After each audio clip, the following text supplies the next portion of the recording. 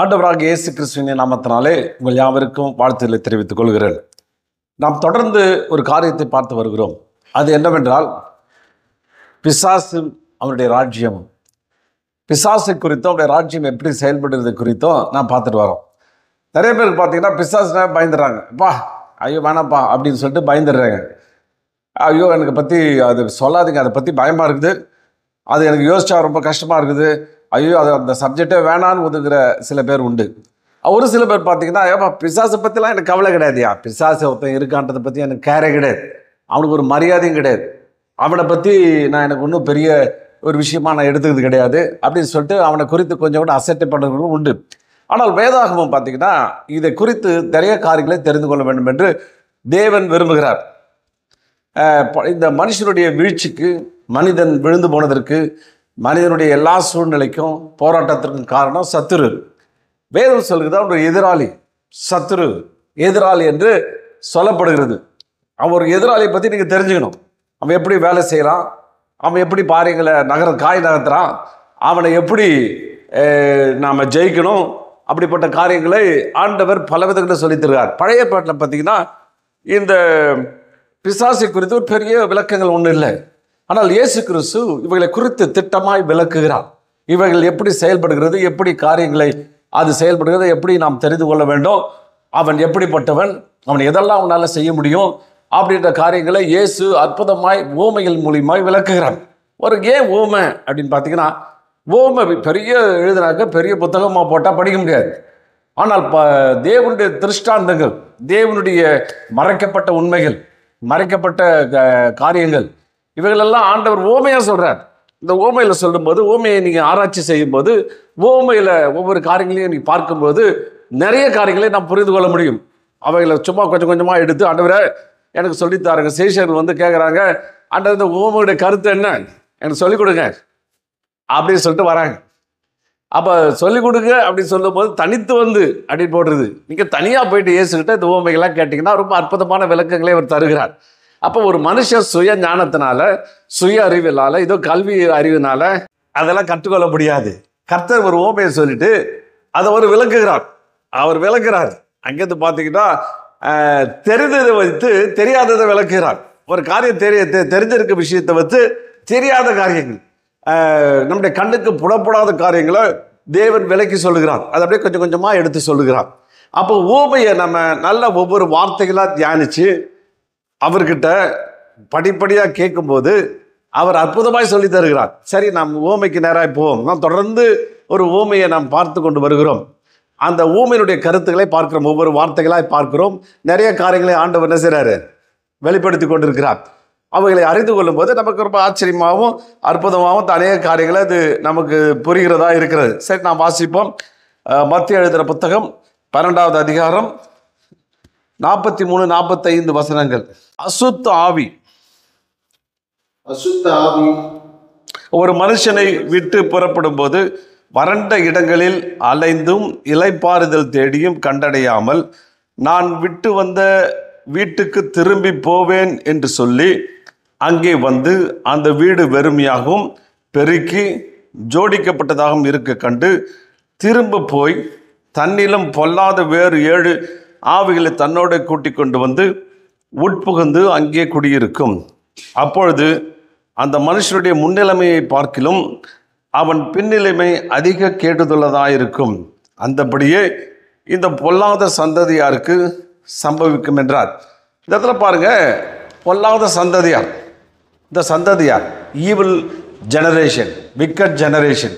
இந்த wicked generation அப்படியே நடக்கும் அப்படின்றார். எப்படி இந்த அசுத்தாவியை குறித்து நாம் பல பகுதிகளாக பார்த்து வருகிறோம்.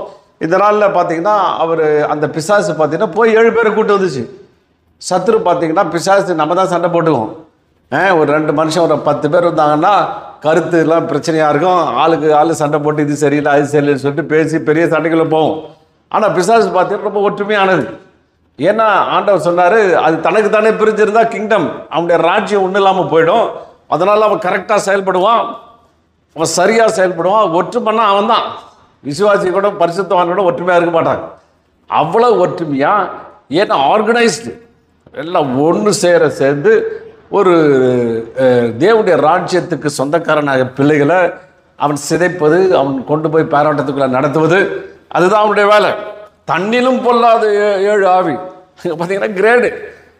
தண்ணிலும் பொல்லாத மோர் விக்கெட், அவனை விட்ட மோசமான பயங்கரமான ஆட்கள். அந்த பயங்கரமான ஆட்களை, மோசமான ஆட்களை கொண்டு வந்து பாடுறா, வீட்டை ரொம்ப அழகாக வச்சிருக்கிறான், இவன் ரொம்ப நல்லா இருக்கிறான், இவன் சந்தோஷமாக இருக்கிறான், இவன் சமாதானமாக இருக்கிறான், இவனை விட்டக்கூடாது, இன்னும் கேவலமாக்கணும், இன்னும் இருந்ததோட மோசமாக்கணும், முன்னாடி இருந்ததை காட்டிலும் இன்னும் வாழ்க்கையை உண்டுலனாக்கணும் அப்படின்னு சொல்லி அவர்கள் வந்து அவங்களை கொண்டு வந்து அங்கே குடியிருக்கும். ஏசு பாருங்க இந்த காரியங்களெல்லாம் சொல்லுகிறார்.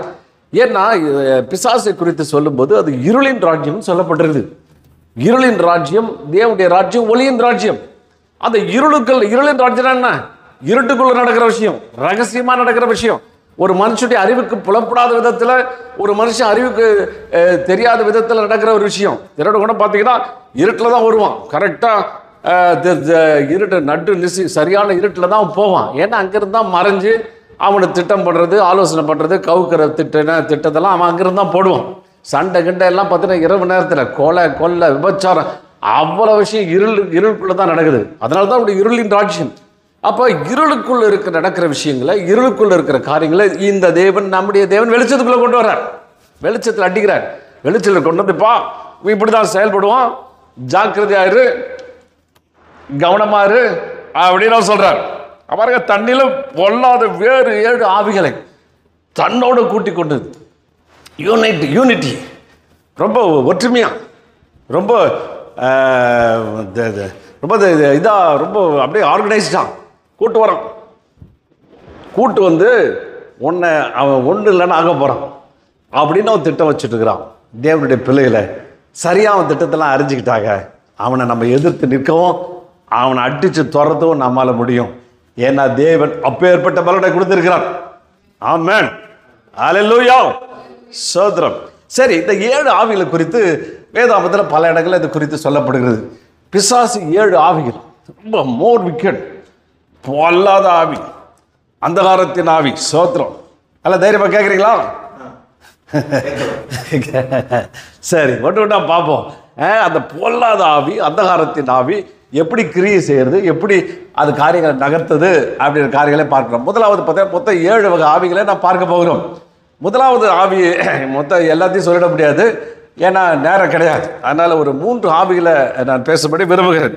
முதலாவது பார்த்தீங்கன்னா லூசிஃபர், அசோசியேட்டட் வித் பிரைட்.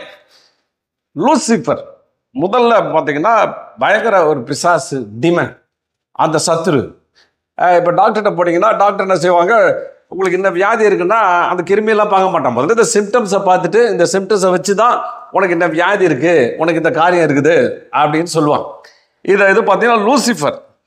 அந்த லூசிஃபரை பார்த்தீங்கன்னா அவன் பெருமைக்கு முன்னடையாளம், பெருமை, அவன் ரொம்ப பெருமைக்குரியவன்.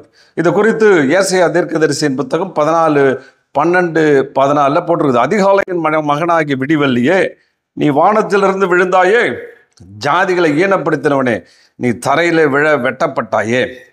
நான் வானத்துக்கு ஏறுவேன், தேவனுடைய நட்சத்திரங்களுக்கு மேலாக என் சிங்காசனத்தை உயர்த்துவேன், வடபுறங்களில் உள்ள ஆராதனை கூட்டத்தின் பர்வதத்தில் வீற்றிருப்பேன் என்றும், நான் மேகங்களுக்கு மேலாக உன்னதங்களில் ஏறுவேன், உன்னதமானவருக்கு ஒப்பாவேன் என்று சொன்னாயே. இதில் பாருங்க, எங்க அப்பத்தில் நான்றான். இந்த ஏசாயா புத்தகத்தில் விழுந்து போன்ற நேபுகாத் நேச்சர் என்ற மண்ணை விழுந்துட்டான். அவனை ஆண்டவர் தள்ளிட்டார். நேபுகாத் நேச்சர் என்ன செய்யறான், அங்கேருந்து இஸ்ரேல்லேருந்து நல்ல அறிவாளி ஆட்களை கொண்டு வந்து ஒரு ஹேங்கிங் கார்டன், தொங்கும் தோட்டத்தை வந்து உலக அதிசயங்கள் ஒன்று, பெரிய தொங்கும் தோட்டத்தை அமைக்கிறான். அதனுடைய கட்டமைப்பெல்லாம் பார்த்தீங்கன்னா பயங்கரமாக இருக்கும். அவனுடைய கட்ட செவுறு ஹைட்டு நான் பார்த்தேன், கிட்டத்தட்ட 80 அடி ஹைட்டு. இந்த எல்ஐசி பில்டிங் ஹைட்டு அவங்க கட்ட சுத்து செவரு கட்டிருக்கிறான். அந்த நடுவில் கட்டின அந்த ஹேங்கிங் கார்டன், அந்த ஹைட்லாம் பார்த்தீங்கன்னா கிட்டத்தட்ட 300 மீட்டர், கிட்டத்தட்ட 100 மாடி, 100-120 மாடி ஹைட்டுக்கு ஒரு பெரிய மலை மாதிரி. ஏன்னா அங்கே வந்து மலை கிடையாது. அந்த இதில் பாபிலோன் தேசத்தில் மலை கிடையாது, எல்லாம் சமவெளியாக இருக்கிறதுனால மலை இல்லை. அதனால் இவன் என்ன பண்ணால், இவன் எருசலேமுக்கு போய் கூட்டு வந்ததுனால அங்கே இருக்கிற ஆட்களை வச்சு மிகப்பெரிய மலையை உருவாக்குறான். செயற்கை மலை தூரத்துலேருந்து பார்த்தா ஒரு மலை மாதிரியே இருக்கும். அந்த மலையில் தட்டு தட்டாக பிரித்து அந்த தட்டில் மண்ணை போட்டு லீக் ஆகாத மாதிரி அப்படியே செடி மரங்கள்லாம் வளர்த்தான். அப்படியே வளர்த்த பார்த்தீங்கன்னா அப்படியே கூம்பு மாதிரி ஒரு தட்டு மரம், அதுக்கப்புறம் ஒரு தட்டு மரம், அதில் கீழெலாம் அடைச்சி வாட்டர் ப்ரூஃபிங் லீக்கேஜ்லாம் பாருங்க. இப்போ கட்டின வீடு என்னமோ போட்டு கட்டுறான், லீக் ஆகுது. அவ்வளோ பெரிய மலையை கட்டிட்டு ஒரு இடத்துல லீக் இல்லாமல் கம்ப்ளீட்டாக பூசி, இங்கே பாருங்க மோட்டர் எங்கேருந்து 300 மாடி ஹைட்டுக்கு மோட்டரே இல்லாத காலத்தில் மோட்டர் தண்ணி ஏற்றுருக்காங்க. தண்ணி எப்படி ஏற்றுருக்கானுங்கன்னா ஏதோ கேப்லரி ஆக்ஷன், அது தனியாக சொல்கிறாங்க. யூதர்கள் அதை ரொம்ப அறிவாளியாக செஞ்சுருக்காங்க. சிறைப்பிடிக்கப்பட்ட யூதர்கள் அவ்வளோ தூரம் உயர்த்தி அவ்வளோ தூரம் பண்ணியிருக்காங்க. இந்த சுத்து சுவர்லாம் உடைச்சிட்டு அவன் சொல்கிறான், அது ஒரு கணக்கு சொல்கிறாங்க. சுத்து சுவர்லாம் உடைச்சிட்டு ஒரு ஆள் உள்ளே வரவே முடியாது. அதுக்கு முன்னாடி ஒரு பெரிய அகழி, இதெல்லாம் தாண்டி வரணும்னா ரொம்ப நாள் ஆகும், ஒன்றும் பண்ண முடியாது. எவன் முற்றுகை போட்டாலும் வருஷக்கணக்கில் சாப்பிடலாம். உள்ளே எல்லா நிலங்கள் எல்லாத்தையும் ஸ்விம்மிங் பூல் எல்லா வசதிகளையும் செஞ்சுட்டு சொல்கிறான், நான் கட்டின மகா பெரிய பாபிலோன். அவன் சொல்கிறான், ஏபா நான் கட்டினையா, என் அறிவுனால என் பராக்கிரமத்தினால இந்த மகா பாபிலோனை கட்டிருக்கிறேன் அப்படின்னு பெருமை பேசுகிறான். அப்போ வானத்தில் சத்தம், டேய் என்னைக்கு உன்னை பெருமை பாராட்டினியும் அன்னைக்கே முடிஞ்சது. சோத்திரம். மாட்டை மாதிரி புல்லை தின்னுவ, அப்படியே இருப்ப, வெளியில் மிருக மாதிரி இருப்ப, மாடு மாதிரி ஆயிடுவேன்னு சொல்லிட்டார் மொத்தத்தில். சோத்திரம். மிருக மாதிரி ஆயிடுவிடா, ரொம்ப தூக்காத அப்படின்னு அவர் சொல்கிறார். பாருங்க, இவளை கட்டிட்டு எல்லாத்தையும் பெரிய அரண்மனையை வச்சுட்டு வெளியில் கிடந்தான். மண்டை குழம்பி போய் எங்கேயோ போய் உட்காந்துருந்தான். அப்போ இதை அங்கே கம்பேர் பண்ணுறார். இங்கே அவனுக்கு என்னன்னா அந்த லூசிஃபருடைய ஆவி அந்த நேபுகாத் நேச்சருக்குள்ளே வந்ததுனால அந்த பெருமையின் ஆவி, பெருமை. இவனை பாருங்க, அதிகாலையின் மகனாகி விடிவெள்ளி, அவன் பேரே ஒளி, வெளிச்சமாக ஆண்டவர் படைச்சார். அந்த வெளிச்சம் படைச்சன பெருமை வந்தவொடனே வெளிச்சம் போயிடுச்சு, இருளாயிட்டான், இருளுக்கு சொந்தக்காரனாக மாறிட்டான். ஜாதியில் தர விழ வெட்டப்பட்டாயே, நான் வானத்துக்கு ஏறுவேன். நான் யாரு மேலே போய், இவனுக்கு பாருங்க ஆசை ஆண்டவருக்கு மேலே போயிருந்தோம்.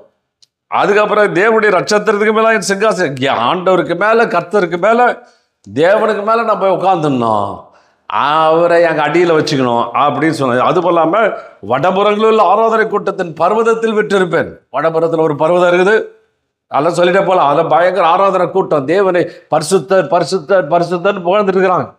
அதுக்கு மேலே நம்ம உட்காந்துடணும், அவங்க எல்லாரும் என்ன ஆராதிக்கணும், என் காலில் விழணும், எனக்கு உதவி செய்யணும், என்னை பார்த்து அவங்க எல்லாம் இது பண்ணணும், வணங்கணும்.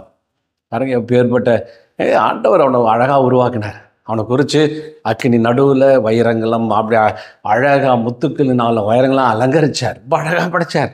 அழகாக படைச்சி கடைசியில் அதில் பெருமை செருக்கு வந்து தேவனே தன்னை வணங்கும்படி செய்யணும் அப்படின்னு அவனை சொல்கிறான். நான் பாருங்க, நான் 5 இடத்துல நான்றான். எப்போ பார்த்தாலும் நான் சொல்லிட்டு அவ்வளவு பெருசாக இது பண்ணுறான். ஆண்டவர் செய்கிறார், அடித்தார் ஒரு அடி, கீழே இறங்குடா அப்படின்னார். இயேசு கிறிஸ்து கூட ஒரு இடத்துல சொல்கிறாரு, சீஷர்களை சொல்லிட்டு அதிகாரம் கொடுக்குறார். போப்போ பிசாசுகளை எல்லாம் பாம்புகளையும் தேள்களையும் மெதிப்பீங்க, அசுத்த ஆவிகளை துரத்து வைங்க, சுகப்பெற்று அவன் எல்லாம் சொல்லிட்டு வரும்பொழுது இயேசு சொல்கிறாரு, பிசாசு மின்னலன வானத்திலேருந்து விழுந்து போனான் அப்படின்னு. பாருங்கள், மேலேருந்து ஒரு வாட்டி தள்ளிட்டாரு, 2ஆம் வானத்திலேருந்து மறுபடியும் கீழே தள்ளுறார். ஏன்னா அவனுடைய ராஜ்யத்துக்கு முடிவு உண்டாக்குகிறான். அல்லேலூயா. அதற்காக தான் உன்னை என்னை தெரிந்தெடுத்திருக்கிறார். பெருமை. சரி, இவனை தான் இவ்வளோ அழகாக இப்படிலாம் படைச்சமே, இப்படிலாம் அழகாக அற்புதமாக இப்படிலாம் செஞ்சு அவனை வைர கற்கள் அந்த கற்கள் என்னென்னமோ செஞ்சு படைச்சமே, சரி மனுஷனை படைப்போம், ஏன்னா அந்த பெருமை தான் அவனுக்கு பிரச்சனையாக இருக்குது அப்படின்னு சொல்லிட்டு மனுஷன் என்ன பண்ணுறாரு, பெருசாக ஒன்றும் வைக்கல, வெறும் மண் எடுக்கிறார். இங்கிலீஷில் பார்த்தீங்கன்னா டஸ்ட்டு, அல்லேலூயா, தூசி எடுத்து டஸ்ட்டு ஆங்கில வேதாந்தத்தில் சொல்லுது. தூசி எப்படி இருக்கும், இப்படி ஊதுனா பறந்துடும், அப்படியே பறக்கும். மண் பார்த்தீங்கன்னா மண் என்ன, அந்த மண்ணை எடுத்து அழகாக அப்படியே வணைகிறார். வணைஞ்சிட்டு சும்மா ஒன்று பாருங்கள், மண் ஒன்றுமே இல்லை, இப்போ கையை பிடிச்சிட்டு தான் கை வந்துடுது, சுளுக்கு பிடிச்சிச்சு பிரதர்ன்றாரு, இது பிடிச்சிட்டு தான்றாரு. இந்த ராணி கிளார்க்கா என்ன ஒருத்தன் பெரிய வேர்ல்டு டைட்டில் அடித்த இது ஹெவி வெயிட் பாடி பில்டிங், பார்த்தா பயங்கரமாக இருக்கிறான். இப்போ சமீபத்தில் ஏதோ ஒரு வியாதி வந்துச்சு, முதுகு தண்டில் பிரச்சனையாக, ஒரு கொம்பு ஊனிக்கிட்டு அப்படியே பரிதாபமாக நடந்து வரான். 2 பேர் பிடிச்சிட்டு வராங்க. பாருங்கள், ஒன்றுமே இல்லை, உடம்பு அப்படியே கொஞ்சம் நேரம் அப்படி காமிக்கலாம், அதுக்கப்புறம் பார்த்தா எல்லாம் ஒன்றும் இல்லாமல் போயிடுது. இன்னொருத்தர் கூட இந்த சூப்பர்மேன் பழைய படங்களில் பார்த்தீங்கன்னா சூப்பர்மேன் ஒருத்தர் வருவார், அப்படியே போய் பூமியை சுற்றி விடுவார், மேலே பறந்து போவார். அவர் கடைசியில் பேக் போனில் பிரச்சனை வந்து வீல் சேரில் இருந்து ஆள் போயிட்டார். காரணம் மண், ஒன்றுமே இல்லை. ஆனால் அதில் இருக்கு பாருங்க பெருமை. ஐயோ சொல்லவே முடியாது. நான் அதை செஞ்சேன், இதை செஞ்சேன், நான் அப்படி, நீ அப்படி, நான் இதுபடி அப்படின்னு. காரணம் என்ன? இந்த லூசிஃபர் பெருமையின் ஆவி. இந்த லூசிஃபர் உள்ளே வந்துட்டான்னா உன்னை பெருமை, இது கொடிய ஆவி. ஏன்னா வேதம் பல இடத்துல சொல்லுது, பெருமை உள்ளவனுக்கு தேவன் எதிர்த்து நிற்கிறார். பெருமை பாராட்டினா நவுந்துருவார். பாப்பா நீயே பார்த்துக்கிடா, நான் இந்த பிரச்சனை எப்படி சமாளித்தேன், அப்படி சமாளித்தேன், என் அறிவு என்ன, திறமை என்னன்னா அந்த பக்கம் போயிடுவார். அதுக்கப்புறம் நீ உட்காந்து ரொம்ப கஷ்டப்பட வேண்டியதான். நிறைய வசனங்கள் உண்டு, ஒரு சில வசனங்களை சும்மா நம்ம சீக்கிரமாக கடந்து போகும். நாளைய தினத்தை குறித்து பெருமை பாருங்க, நீதிமொழி 27 நாளைய தினத்தை குறித்து பெருமைப்பா. நாளைக்கு நான் அதை செய்வேன், இதை செய்வேன் ரொம்ப இது பண்ணப்பா, நாளைய தினம் என்ன ஆகணும் உனக்கே தெரியாது.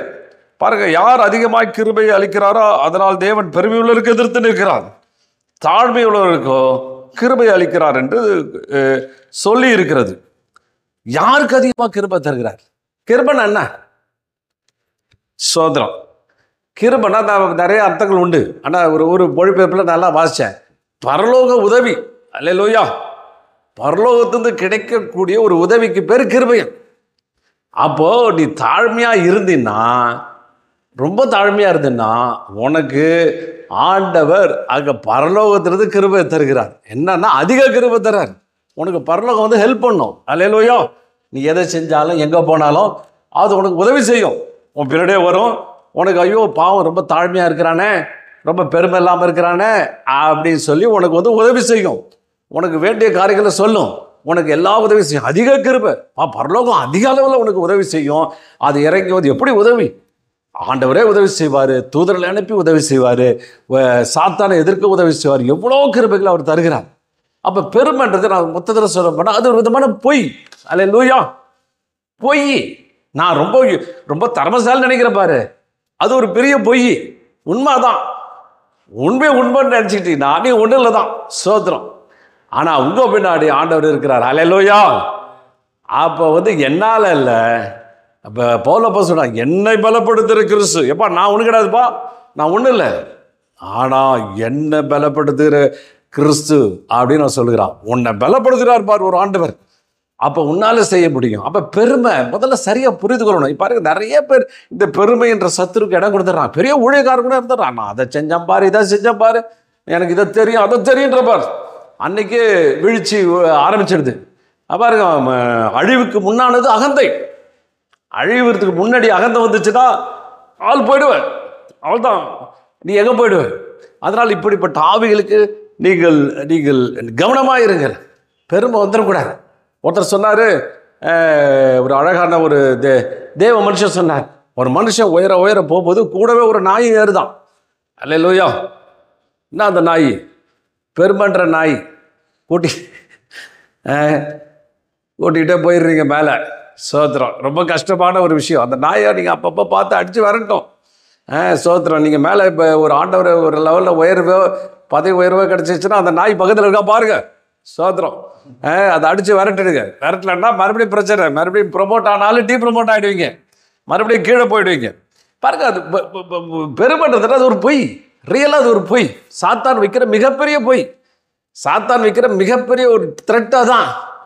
இப்போ ஏவாள்கிட்ட கூட என்ன சொல்லுச்சு, நீ தேவனை மேலே போயிடுவீங்க, தேவனை மாதிரியே ஆகிடுவீங்க. அது வந்து அவருக்கு மேலே போயிடுவீங்கன்ற மாதிரி ஒரு பொய்யை கொண்டு வந்து வைக்கிறான். அது மிகப்பெரிய பொய். உன்னால் எதையும் செய்ய முடியும், ஆண்டவர் துணை இல்லாமல் நீ எதுவுமே செய்ய முடியாது. அதுதான் உண்மை. அல்லேலூயா. உன்னை ஆண்டவர் உயர்த்துறாருன்னா அதுதான் உண்மை. உன்னை ஏதோ திறமையை அறிவினால மேலே வந்துட்டேன், அது வந்துட்டேன் நீங்கள் சொல்லக்கூடாது. நிறைய வசனங்கள் உண்டு. நான் ஒரே ஒரு வசனங்களை வாசிக்கும்படி விரும்புகிறேன். உபாகமத்தின் புத்தகம் 8ஆம் அதிகாரம் 17-18. என் சாமர்த்தியமும் என் கையின் பலனும் இந்த ஐஸ்வர்யத்தை எனக்கு சம்பாதித்தது என்று உன் இருதயத்தில் சொல்லிக்கொள்ளாமலும் இருக்க எச்சரிக்கையாயிருந்து உன் தேவனாகிய கர்த்தரை நினைப்பாயாக. அவரே உன் பிதாக்களுக்கு ஆணையிட்டு கொடுத்த தம்முடைய உடன்படிக்கையை உறுதிப்படுத்தும்படி இந்நாளில் உனக்கு உண்டாயிருக்கிற ஐஸ்வர்யத்தை சம்பாதிப்பதற்கு பலன் கொடுக்கிறார். பாருங்க எவ்வளோ அருமையான வசனம். நீ அடிமையாக இருந்த எங்க எகிப்தில் ஒரு வேளை சாப்பாட்டுக்கு சோத்திரம், நம்ம பாஷை லாட்ரி அடிச்சிட்டு இருந்த, சாப்பாடும் கிடைக்காது, ஒன்றும் கிடைக்காது, உனக்கு எந்த இதுவும் கிடைக்காது, எந்த போராட்டத்துக்குள்ள நீ உட்காந்துட்டு இருந்த, ரொம்ப வேதனைப்பட்டு கிடந்த. உன் ட்ரெஸ்ஸு இல்லை, அந்த ட்ரெஸ்ஸு, அது கூட துவைக்காத ட்ரெஸ்ஸு, சேத்துல உழுது புரண்டு அந்த ட்ரெஸ்ஸோடு நீ வருவ, குளிக்கிறதுக்கு நேரம் இல்லை, உடம்பெல்லாம் அழுக்கு, உன் வேதனையெல்லாம் பார்த்தா நீ பெருமூச்சு விட்டு எழுந்த. பெருமூச்சு விடும்போது தேவனுடைய சன்னிதானத்தில் போய் கீழே எட்டுச்சு. பார்த்தேன், அவர் சொன்னார், என் பிள்ளைகள் கஷ்டப்படுறாங்களே, உடன்படிக்கை நினைவு கூர்ந்தார். ஏற்கனவே அக்ரிமெண்ட் போட்டார்ப்பா, ஆபிரகாமோட ஒரு அக்ரிமெண்ட் போட்டார். சந்ததியை விடமாட்டேன் அப்படி சொல்லி அக்ரிமெண்ட் போட்டார்.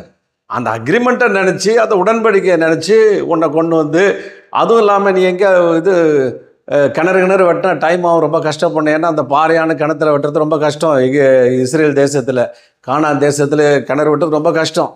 ஏற்கனவே அதுக்குன்னு பெரிய பலசாலியான ஆள்லாம் கொண்டு அவனுக்கு எமோரியர், ஏரியர், எபூசியர்னு எல்லாரையும் கொண்டு கானானில் இருந்து 7 ஜாதிகளை வச்சு ஒட்டச்சி எடுத்து பெரிய பெரிய கிணறெல்லாம் வெட்டி 400 வருஷம் அங்கங்கே கிணறு வெட்டி, அரண்மனை பெரிய பெரிய வீடெல்லாம் கட்டி, எல்லாத்தையும் கல்லுகள்லாம் கட்டி கட்டடம் போட்டு வீடு அழகாக வச்சு பொருள்லாம் வச்சோடனே சோத்திரம், நீ கட்டலை, நீ தோண்டாத துறவு, கட்டாத வீடு, எல்லாத்தையும் கொண்டு உனக்கு ஈஸியாக கொண்டாந்து கொடுத்தா, இப்போ என்ன சொல்கிற? என் கையின் பலன், நான் சம்பாரிச்சது, நான் கஷ்டப்பட்டு நெத்தி வேர்வையில் சம்பாரிச்சது அப்படி சொல்கிறதுக்கு எச்சரிக்கையாயிரு. சொல்ல ஆரம்பிச்ச சோத்ரா, அதுக்கப்புறம் சொல்ல வேணாம், அதனால் ரொம்ப எச்சரிக்கையாயிரு அப்படின்றார். அப்போ பெருமையின் ஆவி, லூசிஃபர் ஆவி, மிகவும் கொட்டிதான் ஆவி, உன்னை விடத்தள்ளுகிற ஒரு ஆவி, உன்னை வேதனைக்குள்ளாக்குற ஆவி. நிறைய பேர் பெருமையினாலே எல்லாத்தையும் இழந்து போயிடுறாங்க. பரலோகம் உனக்கு உதவி செய்யாது, ஜாக்கிரதையாக இருங்க. பெருமை பேசி பேசி அடங்கி போயிடாதீங்க. சோத்திரம், ஆண்டவர் பல இடங்களில் அந்த பெருமைக்குரிய வசனங்களை, பெருமையை எதிர்த்து நிற்க, பெருமை வந்துச்சுன்னா உன் வாழ்க்கை எல்லாமே உடஞ்சி போச்சு. ஆண்டவர் ஹெல்ப் பண்ண மாட்டார். தேவனை எதிர்த்துன்னு என்ன பண்ண முடியும்? பிசாசு எதிர்த்தா நீங்கள் எதிர்த்து அடித்து தோற்றுவீங்க. தேவனே எதிர்த்துன்னா அவரை யாரால் எதிர்க்க முடியும்? அப்போ பெருமை என்பது லூசிஃபரின் ஆவி. இது கொடிய ஆவி, பயங்கரமான ஆவி, தேவனை விட்டு பிரிக்கிற ஆவி, தேவனுடைய வல்லமை அதிகாரம் மறுதளிக்கிற ஆவி. அதனால் பெருமை பேசுறதுக்கு ஒன்றுமே கிடையாது. நல்லா ஆராய்ச்சி பண்ணி பார்த்தீங்கன்னா அவ்வளோ பொய். சோத்திரம், அவ்வளோ பொய். ஆண்டவர் உன்னை உயர்த்திருக்கிறார், அதுதான் மெய். அல்லேலூயா. சோத்திரம், உன் கை பலன் கிடையாது, உன் கை சாமர்த்தியம் கிடையாது. அந்த கையினால் நான் இந்த கையினால் சம்பாரிச்சேன்னு பார்த்தீங்களா, அது இந்த 20,000 நரம்பு போதும். ஒரு நரம்பு முடிச்சாலும் கை இப்படி கோணிக்கும், அப்புறம் வேலையே செய்ய முடியாது. சோத்திரம். அதனால் அந்த கையின் பலன் சொல்லாதீங்க. தேவனுடைய உடன்படிக்கை, தேவனுடைய இரக்கம், அதனால தான் மேலே வரீங்க. ஆண்டவரை மகிமைப்படுத்துங்க, அதுதான் மெய். பொய்யை சொல்லிட்டு தெரியாதீங்க. பொய், பெருமை என்பது மிகப்பெரிய வடிகட்டன பொய். அந்த பொய் பேசுறது தேவனுக்கு பிடிக்காது. தேவன் உன்னை உயர்த்தபடி விரும்புகிறார், உன்னை பல காரியங்களை சாதிக்கும்படி வைக்கிறாரு, ஆச்சரியமான காரியங்களை செய்யும்படி வருகிறார். இந்த கொடுமையான ஆவி ஒரு மனுஷனை, இந்த பொல்லாத சந்ததி அப்படின்னா நான் பெருமை பேசுகிற, பெருமை பாராட்டுற ஒரு பொல்லாத சந்ததி அப்படின்னார். அந்த சந்ததியில் லூசிஃபர் உள்ளே வந்துடுவான். உன் பொண்ணை பெருமை பாராட்டிய அவன் எப்படி விழுந்து போனானோ, ஒன்றும் இல்லாமல் போன கறிகட்ட மாதிரி ஆனானோ, அழகாக இருந்தான் ஆள். சோத்திரம், அவலட்சணமாக மாறின மாதிரி உன்னை பண்ணிடாத. தேவன் உன்னை பார்த்து கொண்டிருக்கிறார். அந்த பெருமை என்கிற ஆவியிலிருந்து ஆண்டவர்களை விடுவித்து பாதுகாத்து கொள்வாராக. அப்போ நல்ல திட்டமாக ஆழ்ந்த தெரிஞ்சு கொள்ள வேண்டும். அப்படிப்பட்ட ஆவிகள் எங்கே இருந்தாலும் துரத்தி அடிங்க. ஏன்னா தேவன் உனக்கு அதிக கிருபைகளை தரப்போகிறாரு, நன்மையினால் நிரப்ப போகிறாரு. உங்கள் அனுபவ அறிவோ, உங்கள் அந்த அறிவோ ஒன்றுத்துக்கு குப்பைங்க. அதெல்லாம் ஒன்றும் யூஸ் ஆகாது. உன் அனுபவத்தோட பிசாசுக்கு அனுபவம் ஜாஸ்தி. அவன் உன்னை எங்கே கவுக்குன்னு தெரியும். என்றைக்கு எனக்கு தெரியுதுன்னு நினச்சியோ அன்றைக்கே நீங்கள் விழ ஆரம்பிச்சிங்க. சோத்திரம், நல்லா கவனிக்கிறீங்களா? ஹல்லேலூயா. சரி, 2வது ஆவிக்கு போவோம். சோத்திரம், 2வது ஆவி தான்டா அஸ்பெடாஸ், as the demon of lust, இச்சையின் ஆவி. அஸ்மோடியஸ் என்று அதில் பார்த்தீங்கன்னா, அதில் நான் நெட்டில் சில காரியங்கள் எடுத்தேன். அஸ்மோடியஸ் என்ற அரக்கன் டோபிட் அக்பேரியல் புத்தகத்திலும் யூத பேய் ஆய்வு மற்றும் பிற யூத ஆதாரங்களிலும் ஒரு நபராக உள்ளார். அவர் எபிரேய மொழியில் அஷ்மெடாய் மற்றும் அவரது கிரேக்க பெயர் அஸ்மோடேயாஸ் ஆகியவற்றால் அறியப்படுகிறார். அஸ்மோடியாஸ் வெவ்வேறு ஆதாரங்களில் வித்தியாசமாக சித்தரிக்கப்படுகிறார். ஆனால் பொதுவாக பேய்களின் ராஜா என்று அழைக்கப்படுறார். இருக்கத்திலே பேயில மிகப்பெரிய பேய். இது யூத ஆராய்ச்சி அவங்க பேர் கொடுத்துருக்காங்க. அதாவது யூத ஆராய்ச்சியாளர்கள் யூதர்கள் ஆரம்பிச்சு வேதாகமத்தில் இப்படி இருக்குது, அதுக்கு வேறு பேர் கொடுத்துருக்காங்க. ஆனால் அந்த அஸ்மோடியாஸ்ன்ற பேர் அவங்க சொல்கிறாங்க. அப்போ அந்த பேய்களின் ராஜா இருக்கத்திலே பவர்ஃபுல் டீமன். பவர்ஃபுல் டீமன் என்னன்னா இந்த இச்சை நாவி, லஸ்ட், ஸ்பிரிட் ஆஃப் லஸ்ட். இந்த இச்சை வந்துடுச்சுன்னா ஒரு மனுஷனை உண்டெல்லாம் ஆக்கிடுது. அந்த லஸ்ட்டு தான் பார்த்தீங்கன்னா வேதத்துக்கு ரொம்ப வேதத்தில் தேவனிருந்து பிரிக்கிறது இந்த லஸ்ட், இச்சை. இச்சை அப்படின்னா என்னன்னா, அதாவது தேவனால் விளக்கப்பட்ட காரியங்களே மிகுந்த ஈடுபாடும் ஆசையை கொள்வது, அதை பெற்றுக்கொள்ள வேண்டும் என்று விரும்புவது, அது தனதோடதாக்கி கொள்வது, அதுதான் இச்சை. இன்றைக்கி எத்தனையோ மனிதர்கள் பார்த்தீங்கன்னா எதுலையோ பெரிய ஆளாக இருக்காங்க, ஆனால் இச்சைக்குள்ளே போயிட்டு அவர்கள் அடிமைத்தனத்துக்கு இச்சையினாலே பீடிக்கப்படுகிறார்கள். அந்த இச்சை வரும்போது அவங்களால எதிலுமே ஏற்று நிற்க முடியல, அவங்க கலங்கி போயிடுறாங்க.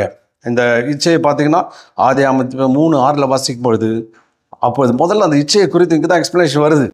அப்போது ஸ்திரீயானவள் அந்த விருட்சம் புசிப்புக்கு நல்லதும் பார்வைக்கு இன்பம் புத்தியை தெளிவிக்கிறதுக்கு இச்சிக்கப்படத்தக்க விருட்சமாக இருக்கிறது என்று கண்டு அதன் கனியை புசித்து தன் புருஷனுக்கும் கொடுத்தால் அவனும் புசித்தான்.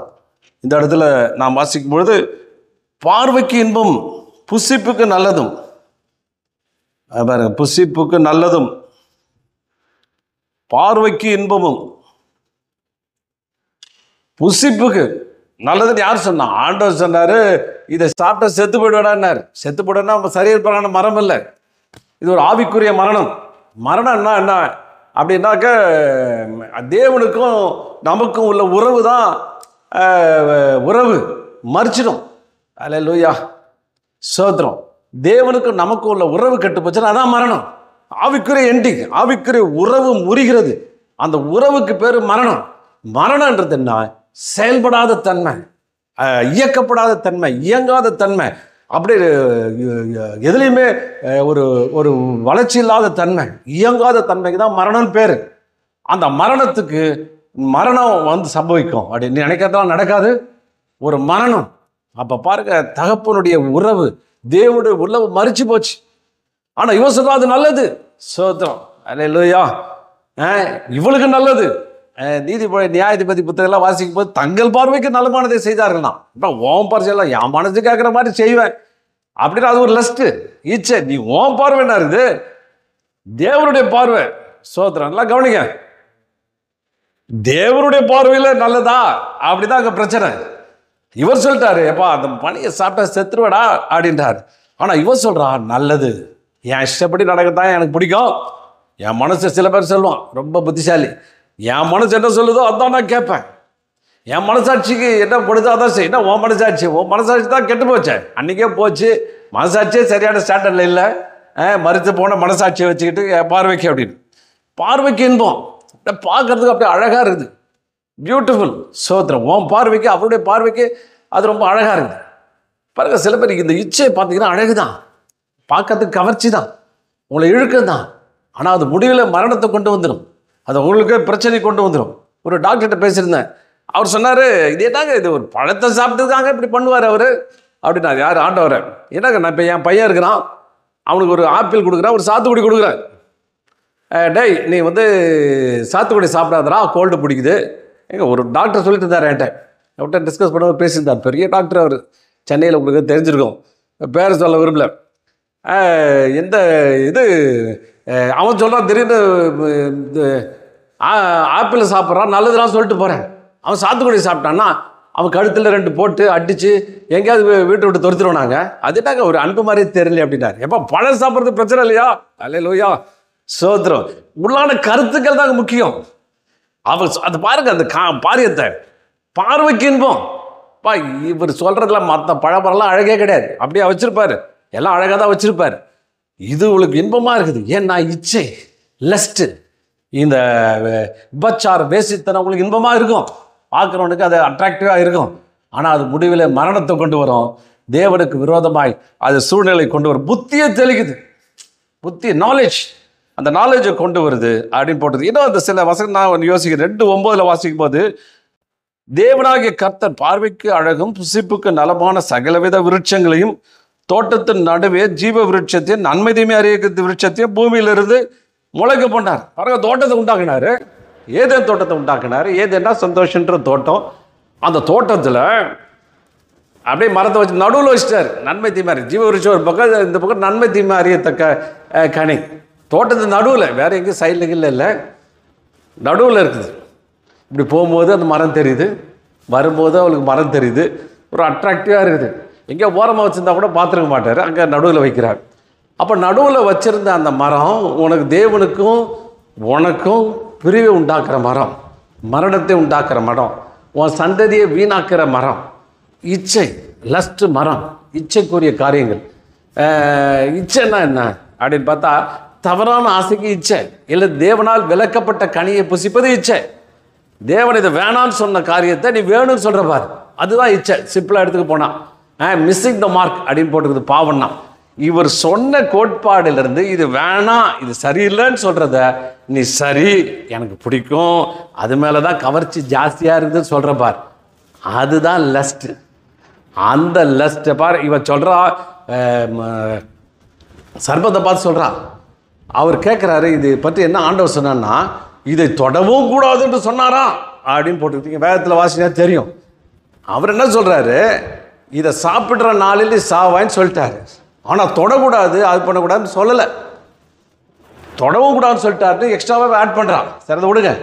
அப்போ நான் என்ன யோசிக்கிறேன், உனக்கு தான் அந்த அது அப்படின்னா என்ன அர்த்தம்? அந்த இச்சையே இந்த மாதிரி இது எனக்கும் ஆண்டவருக்கு இதுதான் பிரச்சனையாக இருக்குது, இது அவர் விளக்கப்பட்ட கனி, இது நான் சாப்பிடக்கூடாதுன்னு ஆண்டவர் சொல்லிட்டார். அப்போ அந்த மரத்தை வெட்டி போட்டுக்கலாமே, மரத்தை வெட்டி போட்டு எரிச்சு போட்டுக்கலாமே. ஆனால் அவளுக்கு எடுத்து போட மனசு இல்லை, அதில் மேலே ஒரு ஆசை இருந்ததுனால அப்படியே வச்சுருக்க. தொடக்கூடாதுன்னு ஆண்டவர் சொல்லலை. அப்போ அந்த பிடிக்காத மரத்தை வெட்டிருக்கலாம். சோத்திரம். ஆண்டவர் பாருங்கள், நம்ம உள்ளத்தில் ஒரு நிறைய பேருக்கு இருதயம் தான் அந்த சென்டர் ஆஃப் மனுஷனுடைய நடுப்பகுதியில் இருக்குது. ஹார்ட் அப்படின்னு போட்டுருக்குது. இதே தான் நடு அப்படின்னு. ஹார்ட்னாவே எபிரேயப்படி நடுவில் இருக்குதுன்னு அர்த்தம். அந்த சென்டர் கவர்ன் பண்ணுறது, ரூல் பண்ணுறது ஹெட்டுன்னு அர்த்தம். அப்போ உங்கள் இருதயத்தில் எது உங்களை ஆளுகை செய்யுது? இச்சையா? ரெண்டும் இருக்குது. இந்த பக்கம் வசனம் இருக்குது, இந்த பக்கம் லஸ்ட் இருக்குது. எது ஆளுகை செய்யுது? நல்லா யோசிச்சு பாருங்க. அதை எடுத்து வெளியில் போடுங்க, அந்த மரத்தை வெட்டி போடுங்க. அது ஆண்டவர் சொல்ல, வெட்டி நீ உன்னை வெட்டுறதுக்கான சகல உரிமை அவர் கொடுத்துருந்தார். ஆனால் அவன் பார்த்து ரசிச்சுட்டு இருந்தான். அதுதான் பிரச்சனை. உங்களுக்குள்ள இருக்கிற அந்த துர்ராசை, இச்சை, தவறான ஆசை, அதை எடுத்து எரித்து போடுங்கள், தூக்கி போடுங்க. தூக்கி போட்டதா இந்த மனுக்குலகம் விழுந்து போயிருக்காது. என்னோட யோசனை. சரி, அப்போ அது இச்சைக்குரிய காரியம். நீ பார்த்தீங்கன்னா லஸ்ட்டு, உலகம் ஃபுல்லாக இச்சைக்குள்ள அடங்கி இருக்குது. எங்கே திரும்பினாலும், மொபைலில் திரும்பினா லஸ்ட்டு, எங்கே பார்த்தாலும் சுற்றி, எங்கே பார்த்தாலும் பயங்கரமான இச்சைக்குள்ள இந்த உலகம் போயிட்டு இருக்குது. இந்த அசரியஸ், அந்த லஸ்ட் ஸ்பிரிட் ஆஃப் லஸ்ட், இச்சை நாவி, கொடுமை உண்டாக்குற ஆவி, உன் வாழ்க்கையை பாழாக்கிற ஆக்கி. இந்த இச்சை நாவில் எத்தனை குடும்பங்கள் ஒன்றும் இல்லாமல் போகுது, எத்தனை குடும்பங்கள் சீரழிஞ்சுது. இன்றைக்கி ஏதோ எத்தனை டிவோர்ஸ், எத்தனை விதமான பயங்கரமான மிஸ் அண்டர்ஸ்டாண்டிங், குடும்பத்தில் சண்டை, சச்சரவு, குழப்பம். எல்லாத்துக்கும் காரணம் என்ன? இச்சை. இச்சையை கேட்டால் நீ என்னென்னமோ காரணம் சொல்கிறேன். கிடையாது, லஸ்ட்டு தான் மெயின் காரணம். எத்தனை நிறுவனங்கள் உடைஞ்சு போகுது, எத்தனை நிறுவனங்கள் கேவலமாக்கப்படுது, எவ்வளோ சூழ்நிலைகள், எவ்வளோ உயர்ந்த ஸ்தானத்திலிருந்து தேவனுடைய நாமம் தூஷிக்கப்படுது. காரணம் இச்சை. விபச்சாரன் இலச்சை அடைவான்னு போட்டிருக்குது, அவன் கேட்டுக்கு தப்பான்னு போட்டிருக்குது. அப்போ சோத்திரம், வாதையும் இலச்சையும் அடைவான்னு போட்டிருக்குது. ஒரு அம்மா குவைத் தேசத்துலேருந்து எனக்கு ஃபோன் பண்ணாங்க.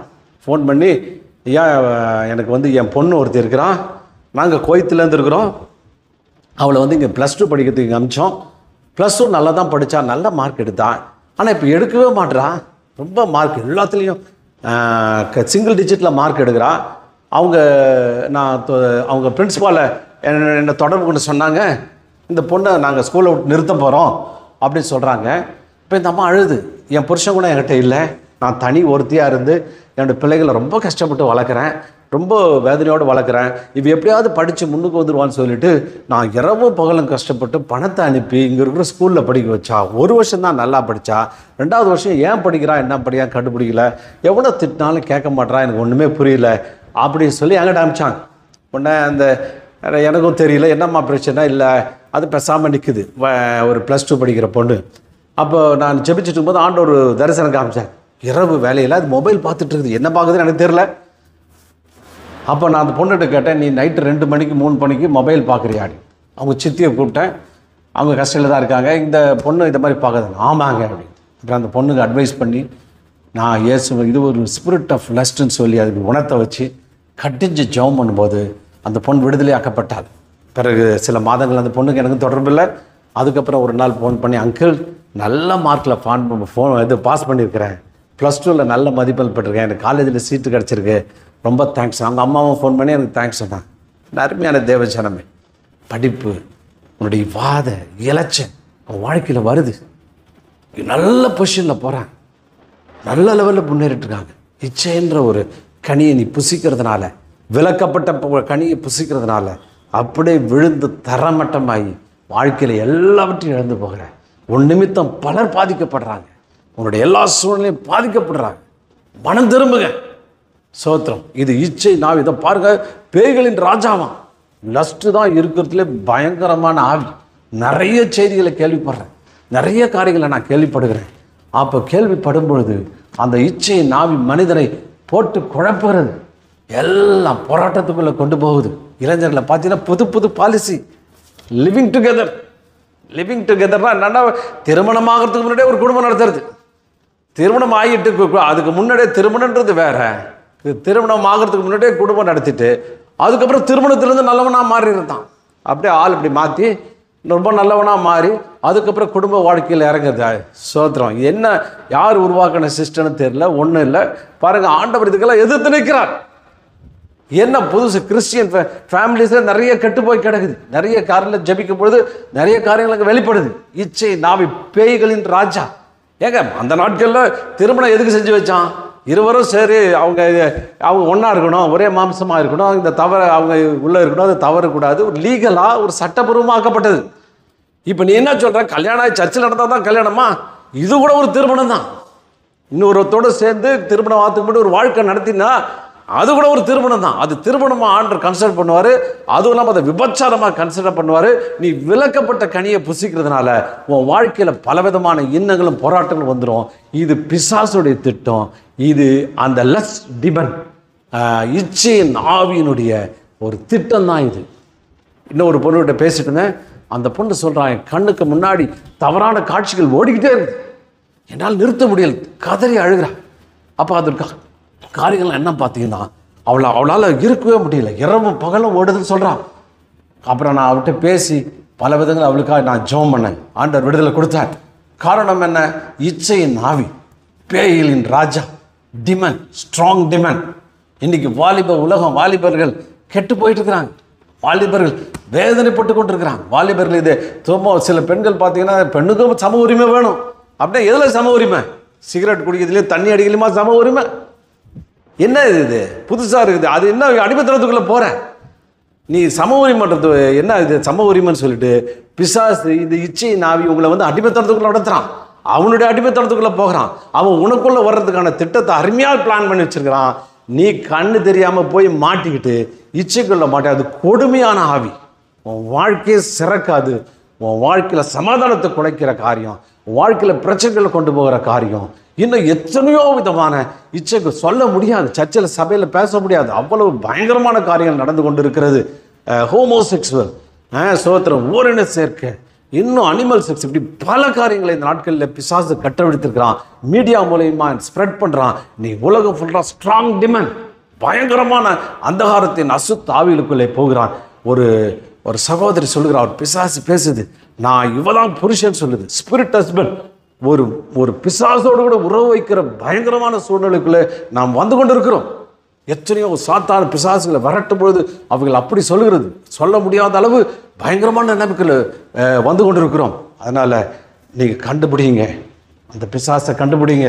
அந்த லஸ்ட் டிமன், அந்த பிசாசு, அந்த இச்சையின் ஆவி உங்களை ஆட்கொள்ளாதபடி, உங்களுடைய பிள்ளைகளை ஆட்கொள்ளாதபடி உங்கள் வாழ்க்கையை நல்ல கவனமாயிருங்க. இயேசு உங்களுக்கு விடுதலை தருவார். இயேசு உங்களுக்கு நல்ல காரியங்களை செய்வார். வேதத்தை வாசிங்க, தினமும் வாசிங்க. தேவையில்லாத ஆப்ஸு உங்களுக்குள்ள ஃபோனுக்குள்ளே இருந்தால் எடுத்து போட்டுருங்க.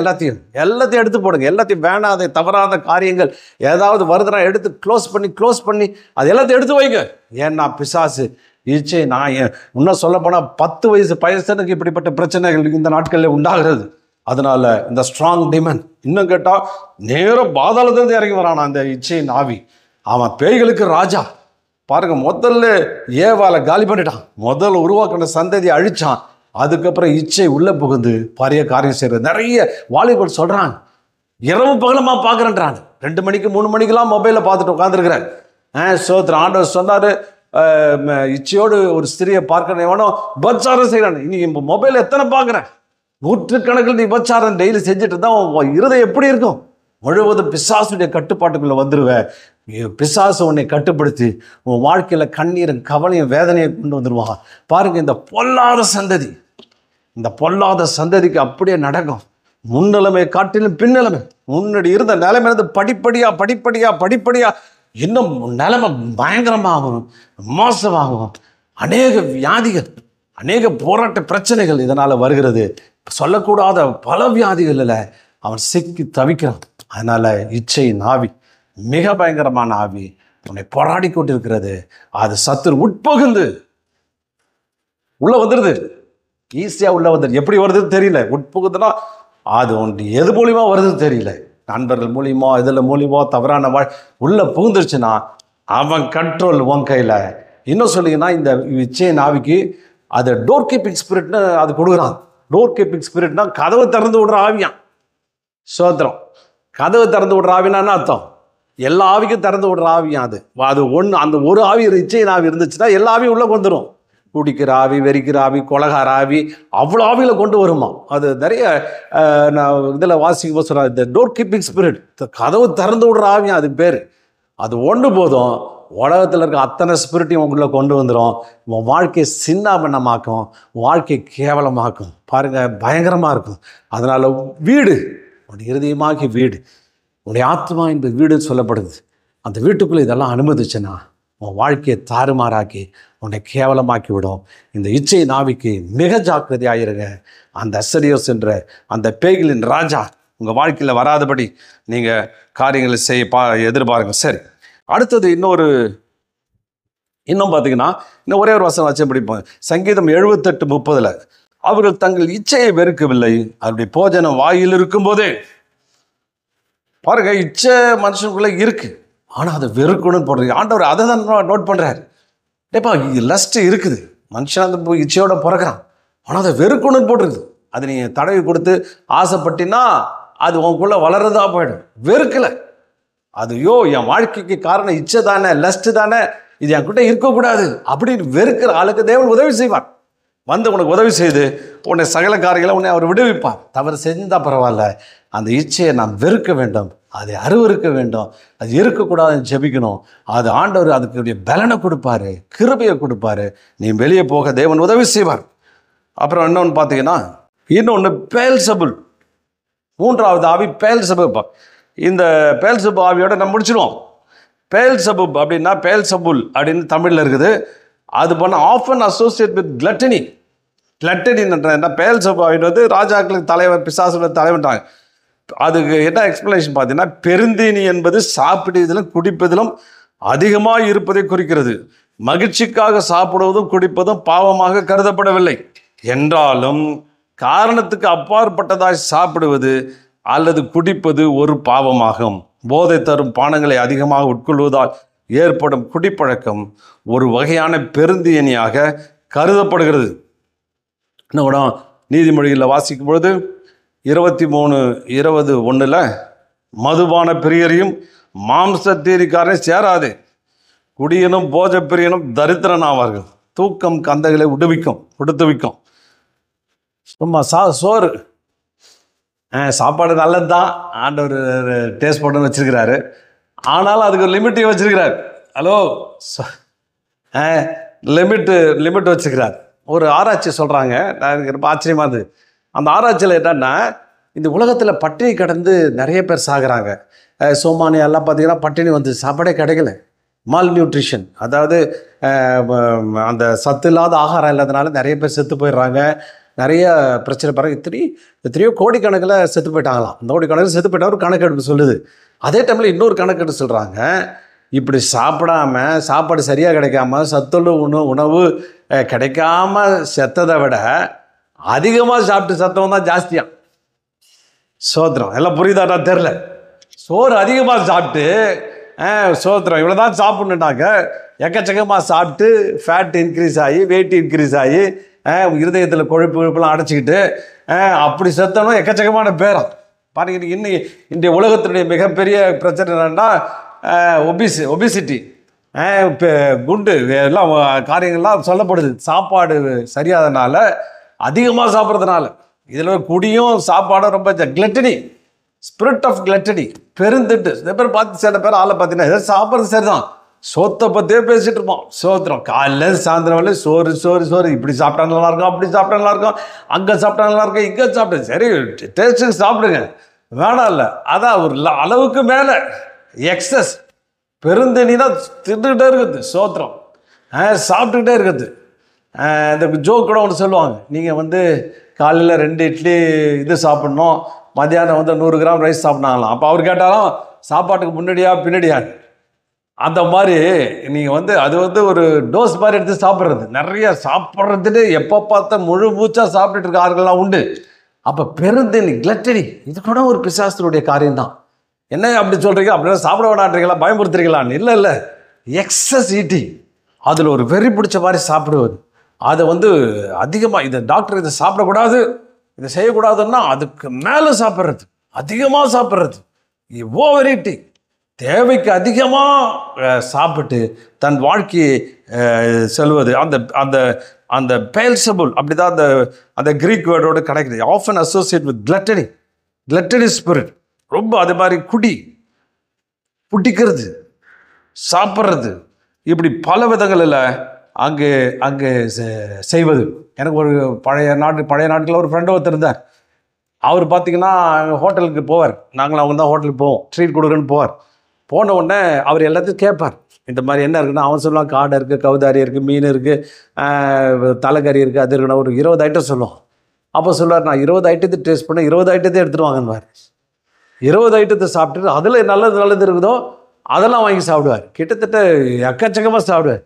நான் கேட்டேன், என்னப்பா இப்படி சாப்பிட்ற அப்படின்னு. அது சொன்னா, ஐயா மனுஷன் சாப்பிட்றதுக்காக தான் பிறந்திருக்கிறான். புது தத்துவம்.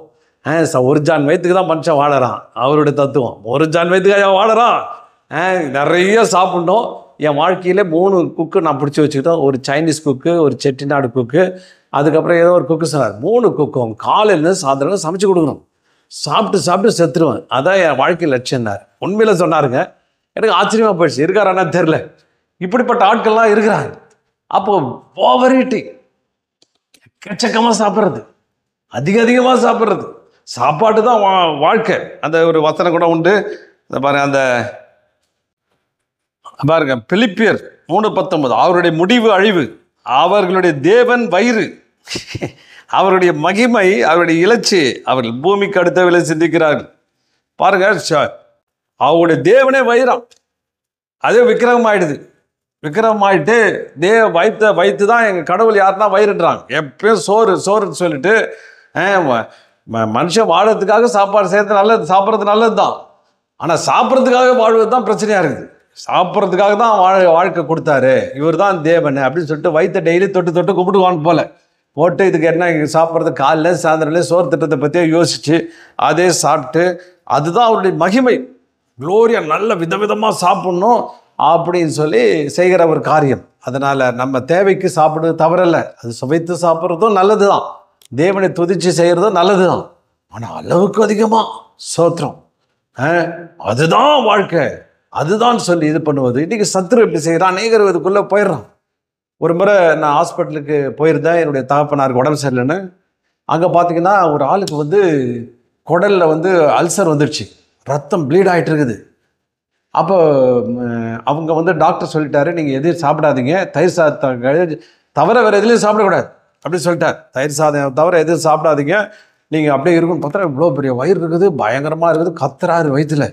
அப்புறம் நான் பார்த்துட்டே இருக்கேன். அப்புறம் டாக்டர் போனப்புறம் நர்ஸ்லாம் போனப்புறம் அவங்க பொண்டாட்டியை திட்டுறாரு. இன்றைக்கி தீபாவளி ஆச்சா, என்ன செஞ்ச பட்சணம்?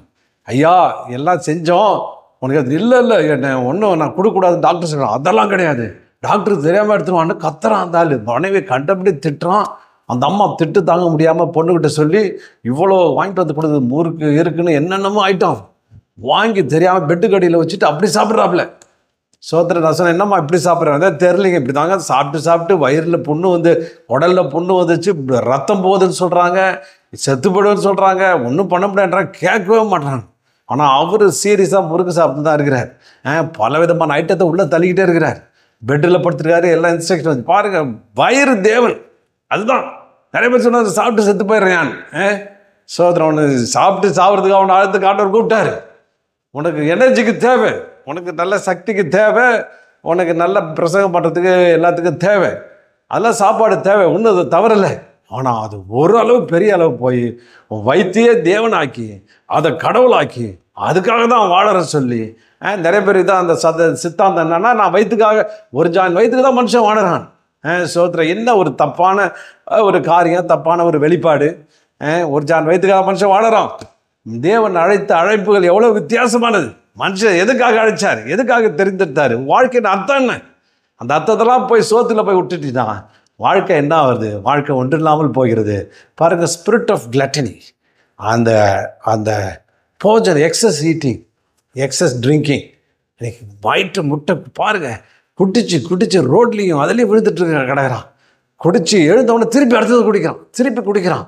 பாருங்கள், இன்றைக்கி நாட்களில் பலவிதமான போதை போதைக்குள்ளே அடிமைக்குள்ளே போய்கொண்டு இருக்கிறாங்க. ஒரு குழந்தை 8வது படிக்கிற ஒரு பொண்ணு நேற்று ஒருத்தர் பேசியிருந்தார். 8வது படிக்கிற பொண்ணு அப்படியே மயங்கி விழுந்துச்சான். கடைசியில் அந்த பொண்ணை கொண்டு போய்ட்டு என்னமோ டெஸ்ட் பண்ணுறதுல பார்த்தா அங்கே ஒருத்தர் எல்லாம் சாக்லேட் கொடுத்துருக்குறான். இந்த பிள்ளைங்கள்லாம் சாக்லேட்டுக்குள்ளே போதை மருந்து, அந்த போதை மருந்து கொடுத்து அந்த குழந்தைய சாப்பிட வச்சு 8வது படிக்கிற பிள்ளைகளெல்லாம் போதை மருந்துக்கு ஆளாக்குற மகா பெரிய கொடுமையான ஒரு சூழ்நிலைக்கு வந்து கொண்டு இருக்கிறோம்.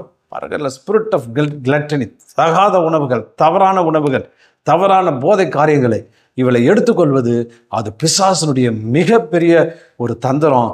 இன்னைக்கு இந்த பொல்லாத சந்ததி உள்ளுக்குள்ளே போயிடுது, தவற பல காரியங்களை செஞ்சு போதைக்குள்ளே அடிமையாக்கி தான் வாழ்க்கை எங்கே போகுதுன்னே தெரியல, போயிட்டு வாழ்க்கை இழந்து போகிற பயங்கரமான சூழ்நிலைக்கு வந்திருக்கிறோம். அவங்களுடைய வாழ்க்கை சீரழிகிறது. சாத்தானுடைய மிகப்பெரிய ஒரு திட்டம், ஒரு அப்ரோச், ஒரு அணுகுமுறை இந்த போதையும் சாப்பாடும் மற்ற காரியங்களும். அதனால் நாம் எச்சரிக்கையாக இருப்போம். நாம் பொல்லாத சந்ததியாதிரில்லை, நாம் தேவனுடைய சந்ததி. ஹல்லேலூயா, நாம் தேவனுடைய பிள்ளைகள். பிசாசுடைய தந்திரங்கள் நமக்கு அறியாதவைகள் அல்லவே. அவன் தந்திரம் நமக்கு தெரியும். அதை எடுத்துகிட்டு வரும்போதே அதை எதிர்க்கவும், அதை நம்ம ரிஜெக்ட் பண்ணோம். தேவன் நமக்கு ஞானத்தையும் அறிவையும் கொடுத்திருக்கிறார். இது இருளின் தந்திரம், இருளுக்குரிய காரியம். அவன் ரொம்ப இலகுவாய் இந்த பொல்லாத சந்ததியை தன்னுடைய கட்டுக்குள்ளே வைத்துக் கொள்கிறான். ஆனால் தேவ ஜனமோ, வேதத்தை வாசிக்கிற பிள்ளைகளோ அந்த தந்திரத்தை அறிந்து கொண்டு விலகி நிற்போம். அவனுக்கு எதிர்த்து நிற்போம். தேவனுடைய நாமத்தை பறைசாற்றுவோம்.